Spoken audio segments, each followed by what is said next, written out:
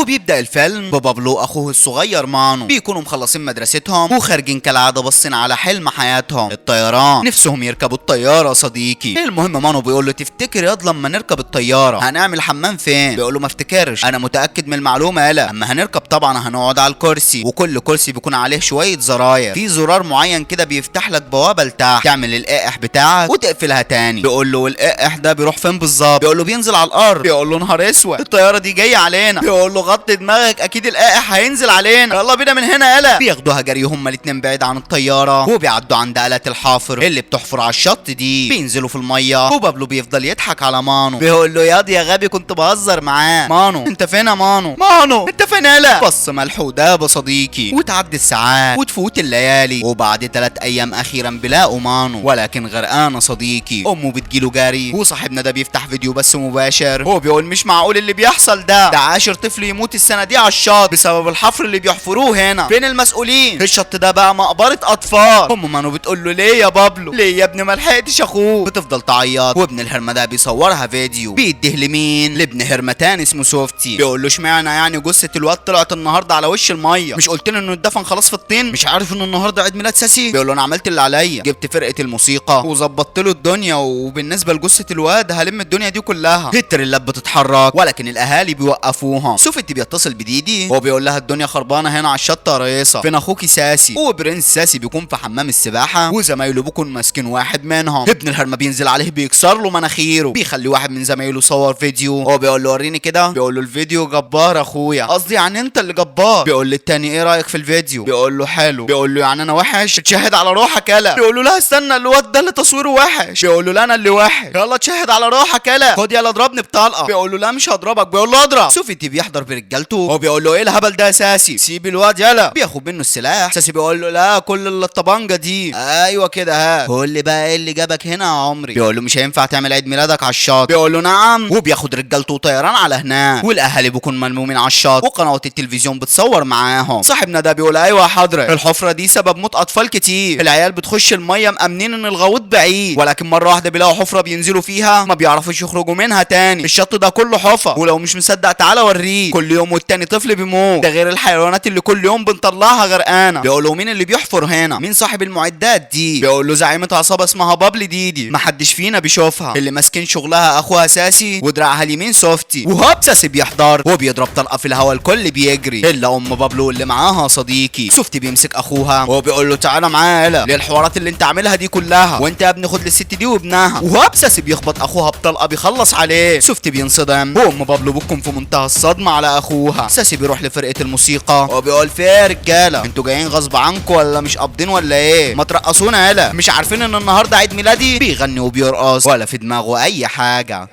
تاني يوم بيرجعوا يحفروا تاني والدنيا بتمشي كما كانت. في نفس الوقت العربيه دي بتدوس على الليمونه وبينزل منها مين؟ وحش السنين واسطوره الكدابين ارجون، لسه شاري عربيه احلامه وبرضه بنفس عاداتنا اي حد بيشتري عربيه جديده بيذبح لها حاجه صديقي. الفرق ان احنا بنذبح بهايم وفي الهند بيذبحوا ليمون. المهم صديقي صاحب المعرض بيقول له الف مبروك يا ارجون يا اخويا، يديك خيرها ويكفيك شرها، ما تنساش بقى تكتب على ظهرها ربنا يحميكي من الميكانيكي. شخبط على الكلام ابو شيما عطره قدام. شيما بتقول له تعالى يلا علشان اصورك، دي كانت امنيه حياه امي قبل ما تموت، تجيب لك العربيه وتصورك جنبها. بيقول لها حاضر. بيقف جنب العربيه بتقول له حط ايديك عليها علشان تبان انها بتاعتك. بتصوره وبتقول له يلا بينا. بيركبوا بتقول له استنى، امي كان نفسها برضه اول اغنيه نشغلها في العربيه اغنيه ما كانش عشم تجرحوا فيا ما كانش ظن اموت وتشتروا عربيه. بتشغل الاغنيه وبتكون في منتهى الحزن على مامتها. بيقفوا في اشاره المرور، امين الشرطه بيقول له وقفت ليه يا عمها؟ دي حتى لسه جديده لحقت تعطل منك؟ بيقول له واقف علشان الاشاره بس. بيقول له اشاره؟ باين عليك قوي انك جديد عطاره، خش يابا. بيخش وبيوصل بنته الكليه وبيروح على بنك عباره عن خرابه صديقي. الناس ماسكه في الموظفين والموظف بيقول له امر انت كمان عايز ايه اللي خلاك تحط فلوسك في بنك زي ده؟ ما البنوك ماليه البلد. بيقول له مش انا اللي حاطط، مراتي كانت بتبيع مخلل والله يرحمها ماتت فجيت علشان اقفل حسابها. بيقول له يرحمها ويرحمنا احنا كمان يا سيدي من القرف ده. كان اسمها ايه؟ بيقول له سودها. بيقول له ماتت امتى؟ بيقول له من 3 شهور. بيقول له طيب خد املى الاستماره دي وتعالى بكره. بيقول له انا ماليها 3 مرات قبل كده وسلمتها لك. بيقول له ماله؟ املاها الرابعه. ضاعوا يا اخي، ما انت شايف العك اللي احنا فيه بسببكم. خد يا عم املاها وتعالى بكره. بيوسع صدره وبيملى الاستماره وبيسيبه ويمشي. بيروح لصاحب عمره براب هكار، وطبعا هنخفف الاسم يا صديقي نخليه براب، اسمه كله ربراب اصلا. المهم بيقول له مبروك اخويا على العربيه الجديده. يا اخي ما تقلبش وشك عليا، كنت مشغول ما قدرتش اجي معاك وانت بتستلمها. عارف برضو ان العربيه مش فارقه معاه، اللي فارق معاك انها كانت امنيه صدها الله يرحمها قبل ما تموت. وعارف برضو انها اشتغلت في المخلل وكافحت علشان تشتريها لك، وقبل ما تشتريها لك ماتت. بيعلق التلاكس ومفيش حد قدامه. رب يفهم، فبيحط لسانه في بقه، ما بيخرجوش تاني، وبياخده على قصر ديدي. بيقول له دي ست ب1000 راجل ماسكه 5 اماكن، بتحفر وبتطلع رمله وبتوزع على البلد كلها في اليوم كده ما شاء الله بيخش لها من 5 ل7 مليون مرتاح. احنا ملناش دعوه، انت هنا اشتغل واستنى القبض بس. بيقول له انت جايبني هنا اشتغل شيال رمله يعني ولا ايه؟ بيقول له لا يا عم، مش بقول لك ست فهمانه بتشغل الضباط المتقاعدين اللي زيي وزيك كده حراسه. وسوفتي قال لي انهم عايزين 25 حارس جداد، لو عديت اليوم النهارده هيشغلوه. بيقول له عديه ازاي يعني؟ بيقول له يعني الواد ساسي اخو ديدي ده بارد حبتين 3،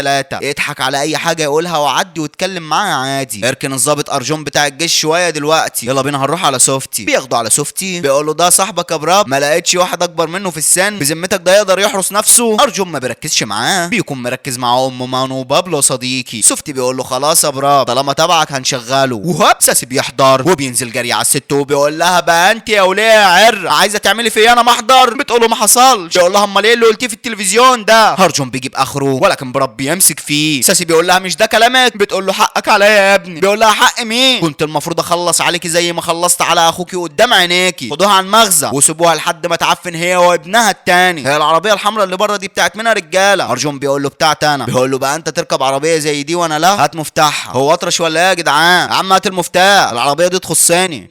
ديدي بتتصل بيه بيسيبه ويمشي. برب بياخده على جنب وهو بيقول له زي ما قلت لك عيل بارد، حاول تمشي امورك معاه وانا هروح اطمن على شيماء وارجع لك تاني. ابوس ايديك ما تعمل مشاكل لحد ما اجيلك. هو بيسيبه ويمشي. في نفس الوقت شيماء بتكون في الكليه، بتروح لرانفير. هو بتقول له الفيديو اللي انت بعتهولي ده ما عنديش نت اشوفه، ايه رايك تيجي نشوفه سوا بس عند امك في البيت؟ بتلسعه بحته قلم محترم. هو بتقول لصاحبتها صورتي؟ صوري ده كمان، ده رانفير طالب في كليه شير، كل يوم بيبعت لي فيديوهات مش كويسه، قلت له كذا مره باحترام بلاش، ده عيب، ما سمعش وبعت لي تاني، يلا بينا يا بت اقفلي. وبتسيبه وتمشي. في نفس الوقت باباها بياخد ساسي وسوفتي بيكونوا في طريقهم للمحكمه. ساسي بيقول له شغل لك ايه يا عمو؟ عمو الشرطي، انت حقيقي ولا ده كرمالتي؟ رش من دي يا عمو الشرطي. سوفتي بيقول له خف برود يا ساسي مالك بيه؟ وبعدين احنا في ايه وانت في ايه؟ الشط ده لو وقفنا حفر فيه هيخسرنا كتير قوي. بيقول له ما هو انت اللي جايب لنا سواق كحيان ملوش اي 30 لازمه، اركن على جنب يا عم انت. بيركن وبينزل يلف الناحيه التانيه. ابن الهرمه بيفتح الباب وبيقفله تاني.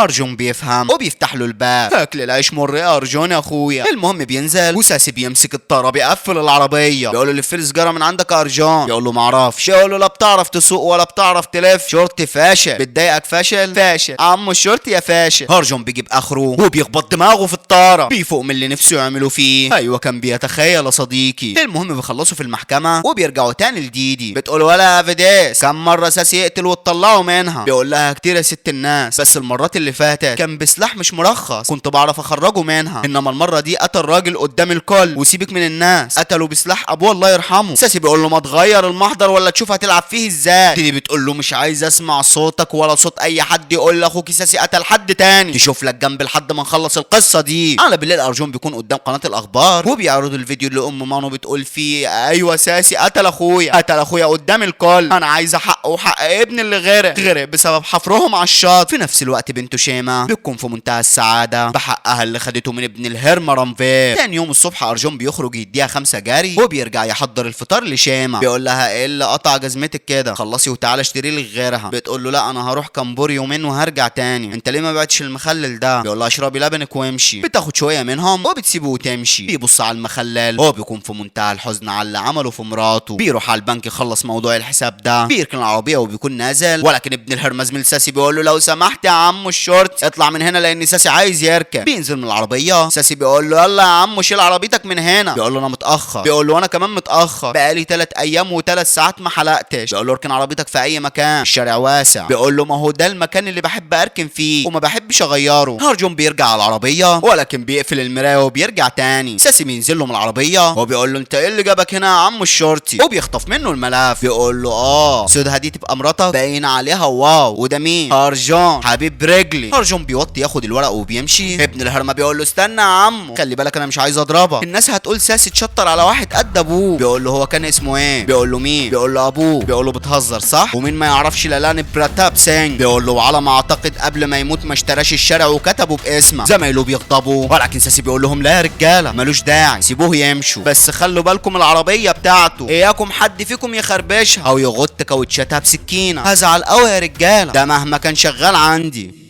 ارجون ما بيعبرهوش وبيخش البنك اللي كالعاده الناس ماسكين في الموظفين بتوعه. بيفضل مستني دوره وكلام ساسي مش طالع من دماغه. بيتخيل خرابيش وخرف في العربيه فبيروح يجري يطمن عليها. بالنسبه له مش عربيه، بالنسبه له حاجه جميله فاضله من ريحه مراته. بيطمن عليها وبيخش على الموظف. بيبص على الاستماره والموظف بيقول لي لا عم خرج بنت الهرمه دي من هنا، مش عايز صداع يا اخي. بيدلق النسكافيه على الورق وتحديدا على وش المرحومه صديقي. الموظف بيقول له دلق القهوه خير، روح طلع لها صدقه واملى الاستماره دي بدل اللي باظت وتعالى بكره ها. بيقول له لا انا مش ماشي. بيقول له انت كده راجل مش محترم، لانه موظف بيكلمك باحترام تتنح وتقول مش ماشي. بيمسك ايديه وبيكون خلاص هيكسرها ولكن برضه بيفوق لان ده اللي نفسه يعملها صديقي. وهو الست اللي بره بتقول لهم وربنا لو ولع لكم في المكان يا حوش. الموظفين بيروحوا جري عليها وارجون بياخد الاستماره الجديده بالقديمه وبياخد بعضه وبيمشي في منتهى الغضب. وهوب واحد من زمايل ساسي بيخبط فيه. بيقول له لا مؤاخذه يا عمو. التاني بيقول له عاش عليه. ارجون بيروح على العربيه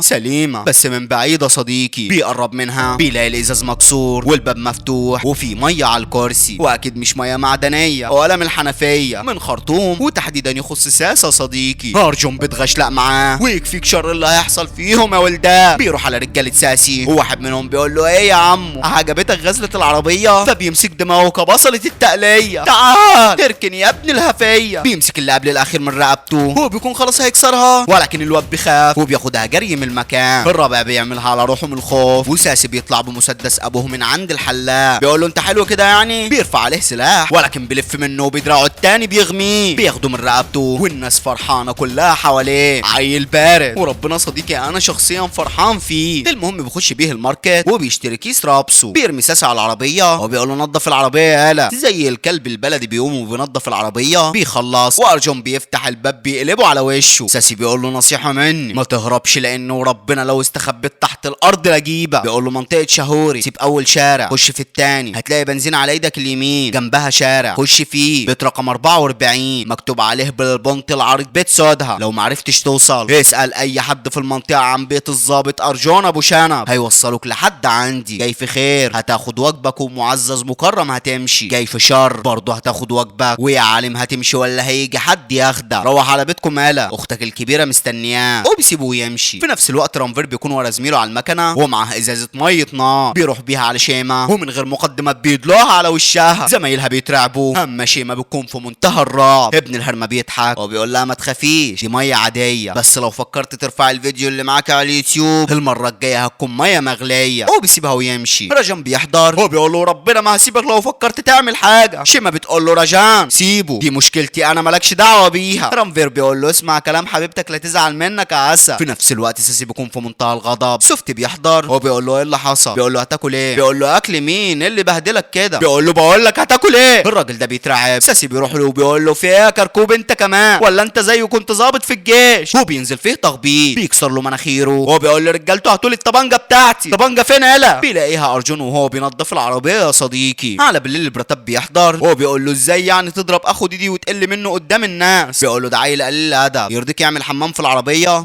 بيقول له ما انا قلت لك عدي انت ما تعرفش الناس دي تقدر تعمل فينا ايه؟ بيقول له عصابه يعني؟ بيقول له العصابات ما تجيش حاجه فيهم دي ناس بتقتل قدام الكل حتى الحكومه ما بتعرفش تعمل معاهم حاجه. بيقول له وبعد ما عرفت ده كله لسه شغال معاهم لو بايع كرامتك بكام قرش؟ فانا كرامتي غاليه عليا قوي ما بيعهاش بكنوز الدنيا. بيقول له كرامتي ما كنتش اعرف اني واطي قوي كده يا اخويا. يا عم احنا خلاص طلعنا من الجيش ومفيش شغل بره هيديني الفلوس اللي باخدها منهم خليك واقعي بقى. بيقول له ما هو انا كنت واقعي 9125 يوم. بيقول له يعني ايه؟ بيقول له له يعني 25 سنه قضيتهم في الجيش، جوزت سودها وعلى طول دخلت الجيش. من ال 25 سنه قضيت معاها منهم 700 يوم اجازات بس، ضحيت بحياتي معاها علشان خاطر الجيش. اما هي عاشت ال 25 سنه علشان تحقق لي حلمي وتشتري لي العربيه اللي نفسي فيها. اشتغلت في الملابس، باعت مخلل علشان تحقق لي حلمي وتجيب لي العربيه دي. بعد ما تعمل كل ده اسيب حته عيل ملوش اي 30 لازمه يعمل لي فيها حمام؟ وربنا انا لو ما مسكت العقل لكان زماني مخلص عليه، ولو فكر يعمل اي حاجه تاني لو كان ابن اكبر راس في البلد هكون نهيه. بيقول له اخويا بس الناس دي مش سهله زي ما انت فاكر. بيقول له الارهاب اللي كنا ليل نهار بنخبط فيهم كانوا سهلين، وان كنت خايف على شغلك هجيب لك احسن منه، وانت عارف كلمتي عقل. بيسيبه قبل ما يمشي بيقول له الواد ده مش هيسيبك في حاله، احتمال كبير يجيب رجالته ويجي، خلي عينك في وسط راسك. وبيسيبه ويمشي. ارجون بيقفل الباب وبيخش يمسك الحته الحمراء اللي كان بيحبها على مراته، وبيفتكر اما كان في الجيش. وبتتصل بيه بتقول له خلاص يا عمهم 100,000 وهجيب لك العربيه، بعد ما نستلمها هلبس لك الحته الحمراء اللي بتحبها. بيقول لها اهدي بس وغير الموضوع. بتقول له انت وحشتني قوي، قول لي بقى بحبك. بيقول لها طيب اكلمك تاني. بتقول له انت بخيل قوي في مشاعرك، انا سمعتها من يوم ما اتجوزنا مرتين بس، نفسي اسمعها التالتة. بيقول لها طيب بعدين علشان انت فاهمه. ها اللي جنبه بيقول له ما تقول لها بحبك يا قائد. بيقول له اخلص يلا خلاص هكلمك تاني. وبيقفل معاها. بيخلص تفكير هو بيقول بحبك يا سودها. هو بيكون في منتهى الحزن، حزين على عمره اللي ضاع بعيد عنها. بيحضر العشاء وشيما بتقعد ورانفير بيتصل بيها، بتكنسل عليه. ابوها بيقول لها دنيتك ماشيه تمام؟ بتقول له زي الفل يابا، وانت معاك الدنيا تمام؟ بيفتكر اللي حاصل معاه وبيقول لها زي الورد. بتروح تنام وهو بينام، وساسي بيكون في منتهى الغضب، لسه ما لبسش هدومه، مش مصدق اللي حصل فيها صديقي. وهو في نص الليل اللمبه اللي قدام بيت ارجون بتتكسر، بتصحيه. بيخرج بره بالسنجه بتاعته، ما بيكونش ساسي، بيكون رانفير ابن الهرمه صديقي. بيقول خلى ابوك يخش يا شيما، قولي له مش هنسيبك. ارجون بيكون فاكره ساسي وبيغفله، فبيطلع جري يطمن على شيما، بيلاقيها نايمه او بتمثل انها نايمه. بيقفل الباب وهو بيخرج سلاح ساسي وبيقعد قدام الباب بيه. تاني يوم الصبح بتاع الجورنان بيرمي واحد قدام بيت ارجون. شيما بتخرج تاخده، وهو ابن الهرمه ساسي بيهجم عليهم، بيرمي عليهم ازايز بول. شيما بتخش جاري وارجون بيخرج بيلاقيه في وشه. ابن الهرمه بيمشي وارجون بينظف المكان. شيما بتلبس وبتخرج بره. بتروح على فين؟ على بيت رانفير صديقي. هم بتقول له واد يا رانفير في حد هنا عايزه. بينزل هو بيكون في منتهى الصدمه. شيما بتقول لها يا خالته انا مش عايزه رانفير، انا بقول لك بس ان زميلته في الكليه ومش هينفع برضه يتشهر من غير ما اقول لك. نص ساعه وهتلاقي فيديوهاته نازله على اليوتيوب، ما هو عيب برضه يعمل معايا جميل امبارح وما ردهوش النهارده. بتسيبها وتمشي. رانفير بيقول لها استني يا شيما. بتقول له ارجع لزعلك قدام امك يا قرصه ودن علشان اللي حصل امبارح ما يتكررش. وبتسيبه وتمشي. في نفس الوقت دي بتشوف الفيديو اللي ساسي مضروب فيه وبتقول له روح شيل شنبه، اصل احنا كستات زي بعض ما ينفعش حد فينا يسعي شنبه. ضربك يا عره وكمان خد منك مسدس ابوك سوفتي، السلاح ده لازم يرجع. بيقول لها السلاح مع ارجون ويا ريت ما تدخليش اخوكي في الموضوع لان راح ضربه تاني بازايز بول زي ما عملها في عربيته. بيقول له انت مين علشان تقول له ادخل ولا ما ادخلش؟ بيقول له انا اللي هخليه ما يخلصش عليه وهجيب لك سلاح ابوك منه. دي بتاخد الكوبايه مش شغاله اللي هي اصلا اختي سوفتي، بترميها على الارض. البنت بتنزل تلم الازاز ولكن بتقول لها روح انت، اخوكي هو اللي هينضف، ما هو زيه زيك شغال هنا. وفعلا سوفتي بينزل يلم وبيمسح بجاكيته البدله. دي بتقول لساسي السلاح اللي ابوك سيح فضه امنا عليه اغلى منك بالنسبه لي، ان ما عرفتوش ترجعوه انتوا الاثنين اكيد مش هتكونوا اغلى منه. وبتسيبهم وتمشي. في نفس الوقت ارجون وبراب بيكونوا في القسم والظابط بيقول لهم يا جدعان يعني ازاي اخد منكم السلاح واديه لديدي؟ لازم هم يعملوا محضر ويثبتوا ان السلاح بتاعهم، وطبعا هم مستحيل يعملوا محضر لان ساسي قاتل به ناس على عدد شعر راسه، ولو عملت لكم محضر بيه هتلبسوا الجرايم اللي معموله بالسلاح ده. بيسيبوه ويمشوا. وبراب بيقول له سوفتي بيتصل بيا السلاح معاك صح؟ بيقول له معرفش. بيقول له ازاي يعني؟ روح يا عم هاته عشان نصطلح معاهم وانا هروح اجيب جزمه لشيما، انجز يلا. وبيسيبوه ويمشي. ارجون بيروح على العربيه ولكن بيلاقي اولاد الهرمه محوطين عربيته من كل اتجاه. ليه يا ابني منك ليه؟ ما هو كان رايح يجيب السلاح وهيستلم. بيروح لصاحب العربيه اللي جنبه وبيقول له شيل عربيتك من هنا. بيقول له مش شايلها هتعمل ايه؟ ساسي بيقول له هيضربك زي ما ضربني قدام الناس صح يا عم ارجون؟ وربنا لا عجب فيه. بيقول له شيل عربيتك من هنا. بيقول له هات السلاح الاول. بيقول له لما اقعد مع رجاله ونوصل لحل. بيقول له رجاله؟ طب يا رجاله وسعوا له العربيات. بيوسعوا له ولكن ابن الهرمه ده بيكسر ضامه الحديد بيجيب الجم. بيرجعوا بالدفع الرباعي برضه بيخش في الجم. ساسي بيكون في منتهى السعاده، اما ارجون بيكون في حاله هيجان. اولاد الهرمه بيسيبوه وبيمشوا من المكان، بيروحوا جري ورا اللي دمر له العربيه، بيزنقوا في البنزينه وبالكوريك ده بيفرم له عربيته، بيكسر عظم وشه وبيلاقي موظف البنك جنبه، بياخد مفتاح المكنه بيمشيها على العربيه وبياخد بعضه وبيكون ماشي. موظف البنك بيقول له المفتاح يا ريس، بيقول له تعالى بكره خده وبيسيبه ويمشي. في نفس الوقت رانفير بيروح للمدير والمدير بيقول للشيماء اسمعي يا بنتي، الفيديو اللي نزلتيه ده هيضرب سمعه الكليه هنا، لا ضرر ولا ضرار، امسح الفيديو وانا مش هخليه يقرب ناحيتك تاني. بتسيبه وتمشي. هو بيكون في منتهى الغضب. رجم بيروح وراها وهو بيقول لها ايه اللي حصل؟ بتقول له مالكش دعوه. بيقول لها طيب علشان خاطري اهدي وفهميني. بتقول له يا عم انت شايفني بشد في شعري؟ سيبني وشويه كده هتصل بيه. مين بيكون شايفه؟ باباها صديقي. بينزل له وهو بيقول له مالك بشمالة؟ بيقول له هات المفتاح يا عم الخرفان انت. بيقول له خرفان وبينزل فيه تخبيط شمال في شمال. بياخد الخوذه وبينزل تخبيط بيكسر عظم وشه. بيسيبوه يمشي والشرطه بتحضر وبتاخده. على المغرب شيماء بترجع بتلاقي زمايلها بيتفرجوا على فيديو. بتقول لهم في ايه؟ بتبص بتلاقي باباها طاحن رجان. بتروح له جاري. في نفس الوقت برب بيقول للمأمور يا باشا الواد كان بيضايق بنته واللي يثبت لك ان ابنهم غلطان ما جوش عملوا محضر لحد دلوقتي. بيقول له لو ما عملوش الصبح هخرجه. شيماء بتحضر وبتقول له ليه ضربته يابا؟ ده زميلي. برب بيقول لها اهدي يا بنتي ما كانش يعرف، فاكره بعكسك. بتقول له هو من امتى يعرف عني اي حاجه؟ من امتى مهتم بيا اصلا؟ ده ما قعدش معايا ولا عاشرني قد ما رجان قعد معايا وعاشرني. بيقول لها خلاص اهدي يا بنتي ويلا بينا من هنا. بياخدها ويمشي. وابن الهرمساسي بيروح على بيت ارجون بيقابله وبيقلب الدنيا على السلاح. اما ارجون بيفضل مسجون لحد تاني يوم الصبح. بيخرج ولكن ما بيروحش على البيت. بيروح لرجان اللي خده علقه مش بتاعته صديقي. بيقول له ازيك يا عمي؟ والله يا عمي ما كنت اعرف انك ابو شيماء، وبعدين دي زميلتي كانت زعلانه وانا ما كنتش عايزها تقعد مخنوقه لوحدها. بيحط ايديها على وشه وبيسيبوه ويمشي. بيرجع البيت هو بيكون في منتهى الصدمه، دمروا له كل ذكرى باقيه من مراته صديقي.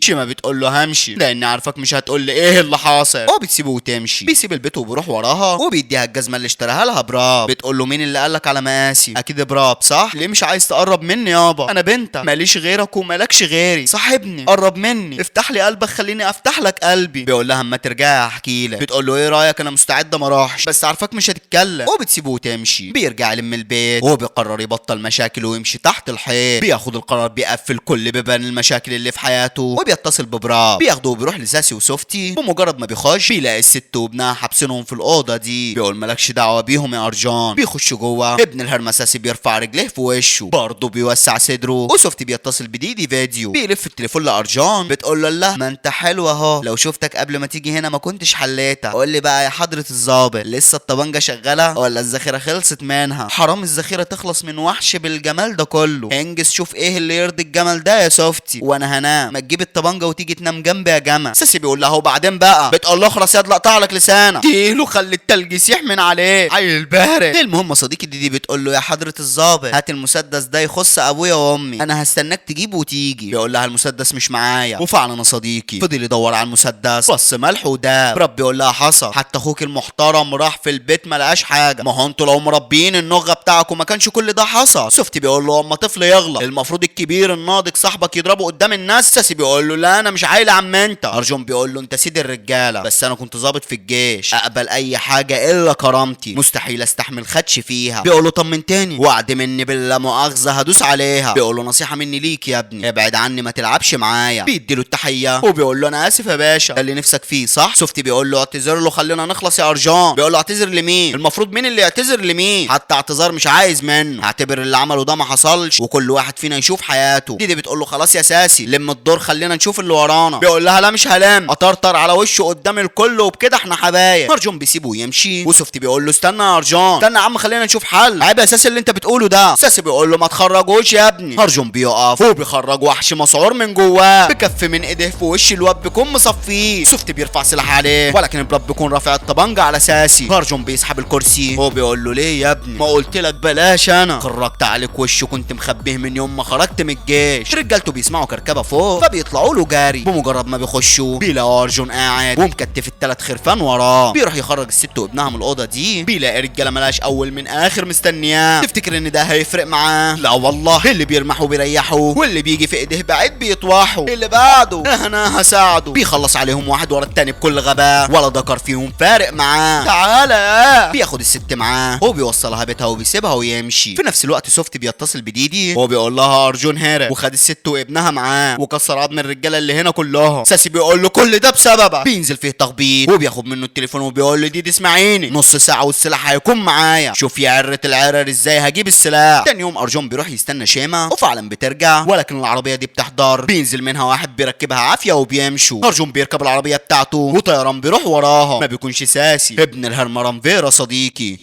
ارجون بيكون خلاص هيجيبه، ولكن عربيه بتخش فيه من ورا بتقلبه. بتكون عربيه مين؟ عربيه ساسا صديقي. بياخدوه معاهم. في نفس الوقت رانفيرو وزمايله بياخدوا شيما على فرن طوب. بيقول لها انت عايزه تفضحيني انا بقى هعمل معاك الشفليحه وهخلي فضحتك بجلاجه. في الوقت ده اساس ابن الهرمه بيكون مكتف ارجون وبيقول له انت فين الطبنجه؟ بيقول له مش هقول لك الا لما تجيب لي شيما. وديت شيما فين؟ بيقول له شيما مين؟ انت خرفت ولا ايه يا عم ارجون؟ بينزل فيه تخبيط. في نفس الوقت رانفير بيقول لواحد من زمايله قلعها هلا. ابن الهرمه بيخش عليها ولكن ما بيقدرش لوحده. التاني بيخش بترفص فيهم برجليها. التالت بيخش والرابع بيصور فيها وبرضه مش قادرين عليها. بيسحبوها من رجليها، بتخبط واحد فيهم وبتقوم. رانفير بيمسكها من قفاها ولكن بتعض ايديه. بتقوم تجري. ابن الهرمه بيجيبها من رجليها. بيقول لها بقى انت يا بنت الهرمه يطلع منك كل ده؟ بتمسك الحجر وفي وشه بتديه. بتاخدها جري لبره. كلهم بيروحوا جري وراها. من فوق الطوب ده بتنزل لتحت. رجليها بتتكسر. بتقوم وبتكمل. بتفضل تجري لحد ما بتوصل لشنطتها في العربيه. في ثانيه بتفتحها وبتخرج منها ايه سلاح ساسا صديقي. بترفعه عليهم وبتقلع على 4 قدامهم وبتجريهم قدامها زي الخرفان. بتقعد على جنب وبتتصل بارجون. بيرد عليها ساسي. بتقول له انت فين يابا؟ بيقول لها انت شيما؟ بتقول له مين معايا؟ بيقول لها ابوكي عمل حادثه وانا معايا حاجته، ما تقلقيش عليه كويس، هبعت لك عربيه تاخدك. وفعلا بيبعت لها رجالته بيجيبوها. بتلاقي باباها متكتف فبتعرف انه فخ صديقي. بتفضل تعيط وارجون ما بيقدرش يبص في وشها لانه ما كانش قريب منها ولا معرفها اي حاجه عنه. اولاد الهرمه بيفضوا شنطتها بيلاقوا السلاح معاها. ساسي بيقول له خلاص يا عمو اللي انا عايزه لقيته، ما تخافش، هدفنك انت وحبايبك في حفره واحده. وفعلا بياخدوا في الصحراء هو وبنته في العربيه بتاعتهم. بيجيب براب متكسر عظمه والست وابنها اللي هربهم بيحطهم في الحفره. هو بيرقد الثلاثه على الارض. براب بيقول لارجون ما تقلقش 10 دقايق في مسمار. ارجون بيفهم وبيقوم يمشي لقدام. ساسي بيقول له رايح على فين يا عمو؟ استنى اهبل انت، هتسيب بنتك وصاحبك؟ اثبت مكانك لخلص عليه. هو بيكون خلاص هيضرب ولكن شيما بتمسك في رجليه. بيحط السلاح على دماغها ولكن براب بيمسك فيه. ابن الهرمه بلا رحمه بيخلص عليه. ارجون بيكون في منتهى الصدمه وبرضه بيكمل ماشي. ابن الهرمه بيروح وراه وبالخشبه دي بيخبطوا في رجليه. ارجون بيجيب اخره وبيخش عليه والاتنين بينزلوا تخبيط في بعض، ولكن ابن الهرمه برضه بيخبطوا بالخشبه في رجليه بيعجزوا. واحده في دماغه بيغميه وبياخدوا جرجره من رجليه. بيقول له يلا حياتي تموت انت الاول ولا بنتك؟ بيقول له لا، ايه رايك تموت انت؟ استعدوا يا رجاله. وهوب بياخد طلقه وسبحان الله بتيجي في المسدس بتوقعه منه على الارض. المهم يا صديقي بتكون طلقه طالعه من مين؟ من زمايله اللي كانوا معاه في الجيش. اصلا مبرتاب قال له في مسمار و10 دقايق. الرجاله كانوا في الطريق ولكن اللي اخرهم في مسمار دخل في العجله. في نفس الوقت سوفت بيكون مخلص على ديدي. بيتصل برجالته بيقول لهم سيبوا ساسي وتعالوا. وفعلا بيسيبوه وبيمشوا. وارجون بيقول له كنت فاكر نفسك مين يالا؟ سيب الناس تعيش بقى يا اخي. ارجون بيسيبه للست بتفتكر اولادها وبتنزل فيه تخبيط. بتطفي النار اللي قايده في قلبها. ارجون بيدفنه في الحفره ما بيسيبش غير دماغه بره، وزي ما عمل في اخو الست بالظبط بالعربيه بيدوس على دماغه. قليل عليك يا بارد.